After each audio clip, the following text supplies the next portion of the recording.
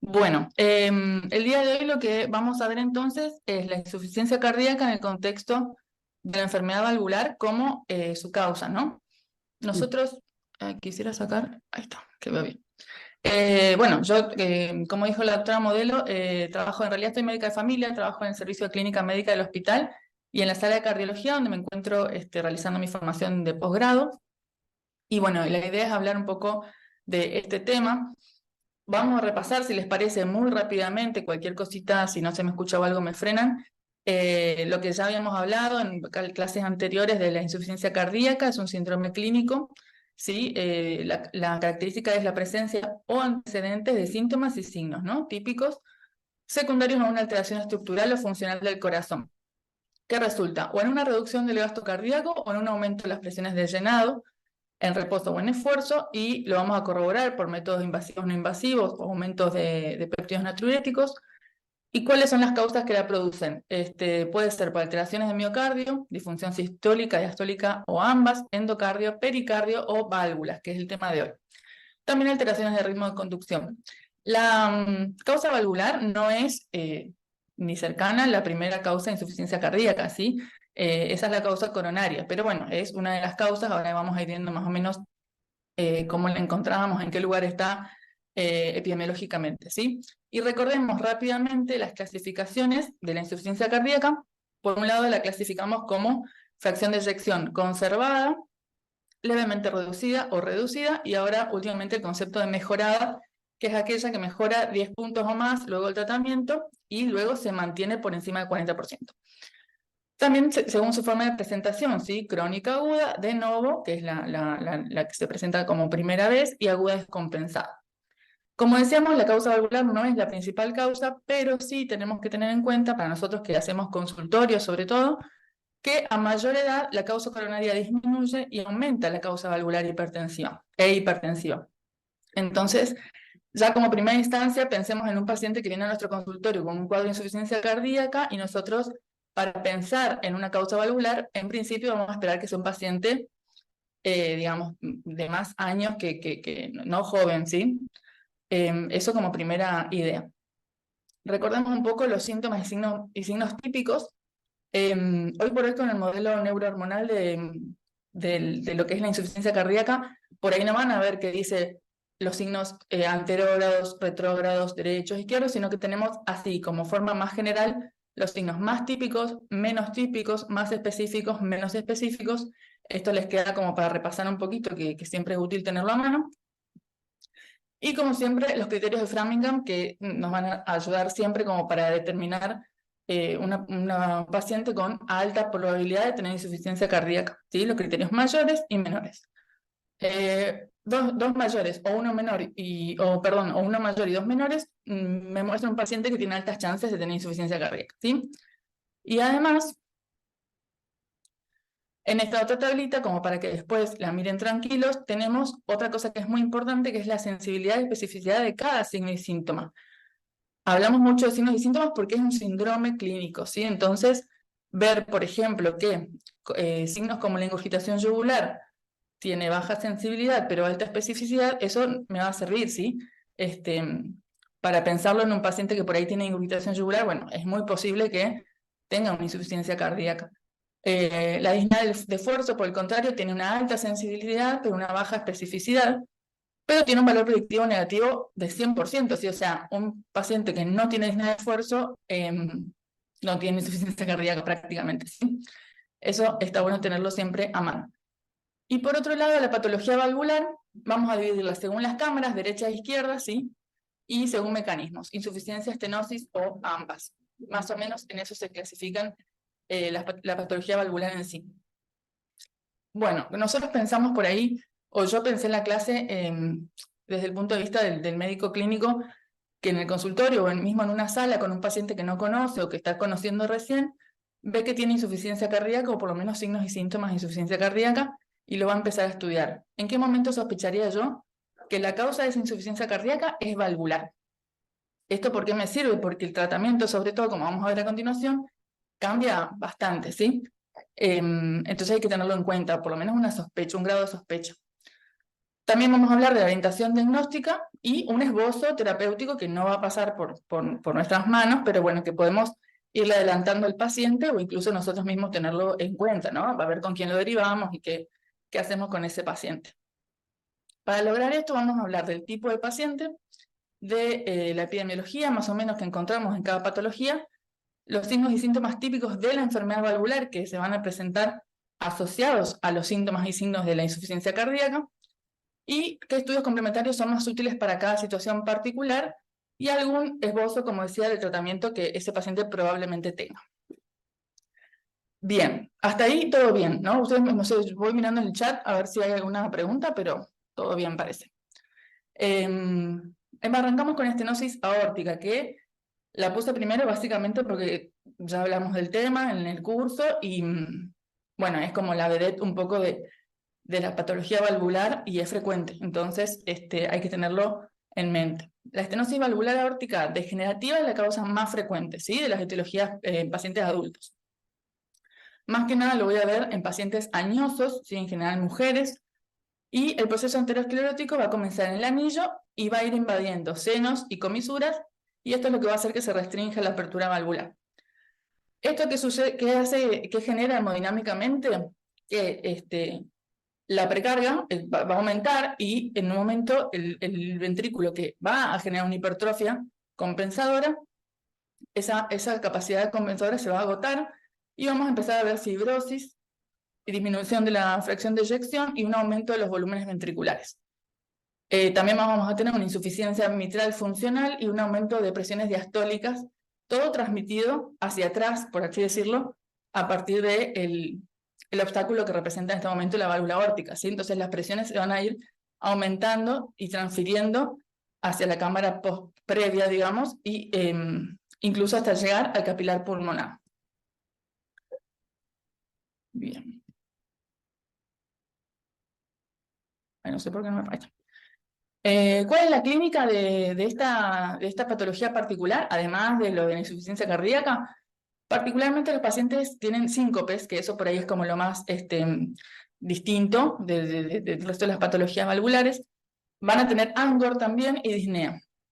Y entre los signos físicos vamos a encontrar un pulso periférico llamado, que lo conocemos, que se llama parvus y tardus, ¿sí? Ascenso lento y corto, digamos, bajito el pulso, y disminuido en su amplitud con descenso gradual, ¿sí? Parvus y tardus. Un soplo sistólico romboidal, en foco aórtico o área aórtica, con irradiación a cuello y ápex. El segundo ruido típicamente está disminuido, y a veces hay un desdoblamiento paradójico porque se retrasa el componente aórtico del segundo ruido. Puede escucharse un clic, que es el clic de la válvula que justamente está estenótica y se abre con un clic. La presión puede haber valores menores a los habituales. Esto, o sea, es cierto, pero si lo pensamos en nuestros pacientes que habitualmente vienen más añosos y demás, es posible que ese paciente sea al revés, hipertenso, ¿sí? Así que bueno, puede aparecer, pero tenemos que tener en cuenta que en un hipertenso no me descarta que la patología no sea aórtica, ¿sí? Bueno, el choque de punta bajo la izquierda, típico de la hipertrofia del ventrículo izquierdo. El electrocardiograma podemos ver signos de hipertrofia ventricular izquierda, obviamente, que, digamos, que vamos a ir a buscar amplitud del QRS aumentada en alteraciones del segmento ST-OT, típicamente ondas S profundas, precordiales derechas y R altas en izquierda, ¿sí? Depresiones del segmento ST e inversión de la onda T. Puede haber bloqueos y puede haber signos de dilatación auricular izquierda, como decía previamente, por esto de que la aurícula también puede sufrir un aumento de volumen. Acá hay un electro que es mío, por ahí no, la foto no es la mejor. No miren demasiado porque esto no es una sobrecarga sistólica, pero sí el B1, no sé si va el cursor, en B1, B2, B3, podemos ver la profundidad de las ondas S y en las precordiales izquierdas, está un poquito corrido pero se ve igual, la altura de la onda R, ¿sí? O sea, estas dos cositas es lo que vamos a ver. Este es el paciente que típicamente me da los índices, el que quieran sacarle, Sokolov, Cornell, todo me dan positivos, ¿sí? Un paciente que tiene hipertrofia del VI. Y la RX de tórax, obviamente también signos de hipertrofia concéntrica ventricular, dilatación descendente de la aorta puede ser, dilatación auricular y reducción de distensibilidad ventricular izquierda, que bueno, no se ve tan fácilmente, pero bueno, sí vamos a ir a buscar más que nada eso.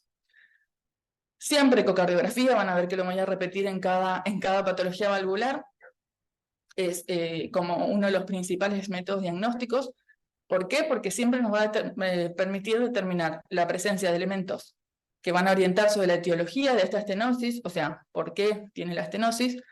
Ahí vemos número de valvas, engrosamiento, etcétera, como datos indirectos acerca de la repercusión hemodinámica que está teniendo esa valvulopatía, ¿sí? Si hay hipertrofia ventricular, cómo está la función sistólica, las dimensiones de las cámaras. Esta evaluación de los pacientes con estenosis valvular aórtica es como clave para esto la ecocardiografía en todas sus modalidades, ¿sí? Vamos a ver que le podemos pedir ecocardio transtorácico, esofágico, bueno, Doppler, color, en todas sus modalidades nos va a servir como para caracterizar bien este cuadro.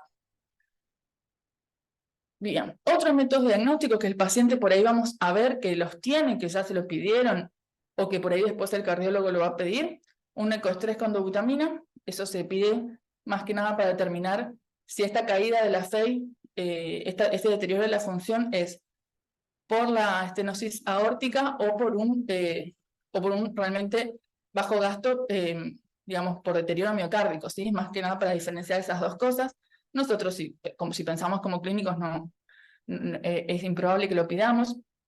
A veces se piden ergometrías, también parece como medio extraño la estenosis aórtica, pero se puede pedir, digamos, no va a ser nuestro caso, pero el paciente puede tener una ergometría en la mano, capaz no la muestra. Y una tomografía computada multicorte es útil también para evaluar, sobre todo, la distribución del calcio de esa válvula, el medir bien la aorta, ¿sí? Todo pensando por ahí en el tratamiento próximo. Y obviamente que se pueden pedir también estudios hemodinámicos, me refiero a cateterismos, como para medir bien el estado hemodinámico justamente de las cámaras. ¿Qué tratamiento vamos a tener? El tratamiento médico es clave, ¿sí? Pero el tratamiento quirúrgico no debe retrasarse por ese tratamiento médico, ¿sí? O sea, el paciente está estabilizado, no significa que no vaya a requerir una resolución quirúrgica. Y como forma clave, digamos, como tip clave en tratamiento, mantener muy buen control de la presión arterial, ¿sí? Es frecuente la hipertensión, como decíamos al principio, en pacientes con estenosis aórtica porque se solapan los dos grupos epidemiológicos, ¿sí? La hipertensión y la enfermedad aórtica en este grupo de pacientes más añosos. Y fisiopatológicamente la hipertensión puede empeorar la estenosis aórtica porque agrega más sobrecarga, ¿sí? O sea, agrega precarga. Entonces, entre la precarga de la válvula estenótica y la precarga de una hipertensión, le estoy agregando como demasiada carga a ese ventrículo izquierdo. Entonces, siempre mantener muy bien controlada la presión de este paciente. Vamos a empezar, obviamente, siempre con dosis bajas y vamos a ser cuidadosos con el uso de diuréticos, ¿sí? Para no generar una caída de la precarga, porque este paciente depende de su precarga, digamos, ¿sí? Para tener una buena función cardíaca. El tratamiento quirúrgico es, si vemos, hay cuadros y demás, pero en general podemos decir que si un paciente con estenosis aórtica tiene insuficiencia cardíaca, y esa es la causa de su insuficiencia cardíaca, va a ir a cirugía, ¿sí? O sea, eso es como para tenerlo siempre en cuenta, que prácticamente, nada, pensemos siempre eso, ¿sí? Ya que, bueno, si bien cada paciente vamos a tener que individualizarlo, evaluar su riesgo quirúrgico y su esperanza de vida y demás, bueno, es la resolución de este tipo de patología. Y como decía al principio, el hecho de que esté estable clínicamente el paciente no debe retrasar esta propuesta, ¿no? Del abordaje quirúrgico. Bien. Si pasamos a la insuficiencia aórtica ahora, ¿sí? Pensamos un poco en un paciente que viene con un síndrome de insuficiencia cardíaca y sospechamos una insuficiencia aórtica, ¿cómo lo vamos a pensar? Bueno, en principio, esta insuficiencia está condicionada, tenemos que tener en cuenta, por lesiones que van a generar alteraciones estructurales, ¿sí? De las sigmoideas que generan esta insuficiencia, este cierre incompleto, o por una distorsión de la raíz o aorta ascendente, eso se llama mecanismo funcional. Si alguno de estos dos mecanismos va a generar la insuficiencia aórtica. Y los cambios hemodinámicos de esta valvulopatía es la sobrecarga de volumen, ¿sí? Distinta de la anterior. Este SBI este ventrículo va a estar sobrecargado de volumen, con el consiguiente incremento de precarga y poscarga. La compensación ventricular, ¿cómo se va a lograr? Por dilatación y también mecanismos de hipertrofia, y por el mecanismo de Frank Starling va a lograr mantener, ¿sí?, ese volumen minuto del ventrículo, pero a lo largo del tiempo, acá el cuento siempre es más o menos el mismo, a lo largo del tiempo se compromete esa contractilidad y termina disminuyendo la extensibilidad del ventrículo. Entonces, ¿qué clínica vamos a tener? Además de la clínica típica de insuficiencia cardíaca, puede tener disnea progresiva este paciente hasta llegar a la ortopnea, edema agudo de pulmón, ¿sí? Y a su vez los síntomas de insuficiencia cardíaca que pueden ser incluso derechos, ¿sí? El soplo diastólico puede ser audible en área aórtica, típicamente se propaga, ¿sí?, hasta ápex, es agudo, aspirativo, o sea, todo lo contrario a lo que veníamos comentando de la estenosis, ¿sí?, diastólica, agudo, aspirativo. Y va a comenzar inmediatamente después de R2. Su intensidad va a decrecer progresivamente y tenemos a veces otro tipo de soplos concomitantes como el de estenosis aórtica funcional, que esto en realidad no vamos a andar mucho en el tema, pero ¿por qué hablamos de estenosis aórtica funcional? Porque las dos cámaras, el ventrículo y la aorta, están dilatados y entonces en ese caso la aorta, si bien es insuficiente, queda como si fuese una estenosis, digamos, el agujerito es menor, entonces va a funcionar como una estenosis. Y el soplo de Austin-Flint, que es conocido, es un soplo mesodiastólico corto y grave que se puede escuchar a veces si es que se da el caso de que el jet de regurgitación afecte a la válvula mitral y le genere como un impedimento para la correcta apertura, y eso nos va a dar un soplo. Ese se llama soplo de Austin-Flint.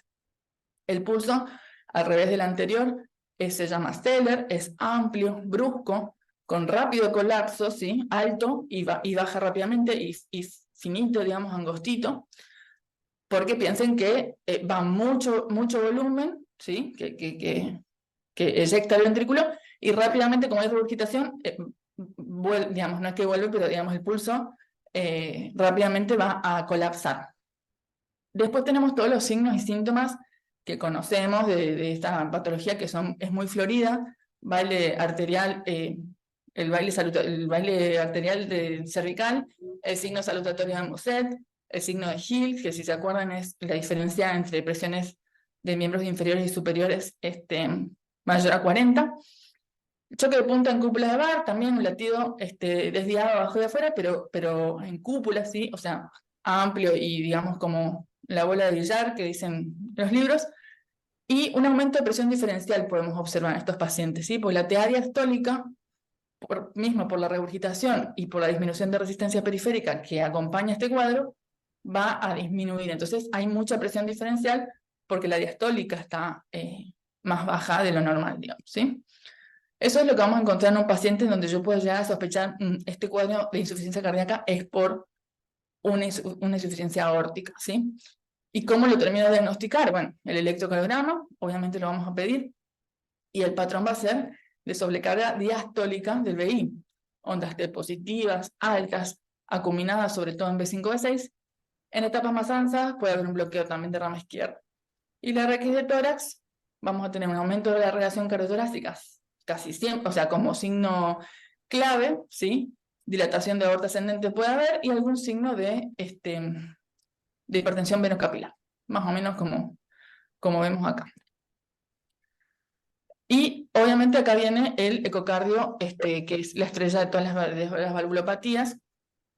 Las características vamos a lograr verlos de esta forma: si es bicúspide, si tiene vegetaciones, si hay un prolapso, ¿sí? Ahí estamos repasando un poquito también las demás etiologías de la insuficiencia aórtica, que no nombré primero, están acá, ¿sí? Tumores, degeneración mixomatosa, todas esas son posibles etiologías de esta insuficiencia.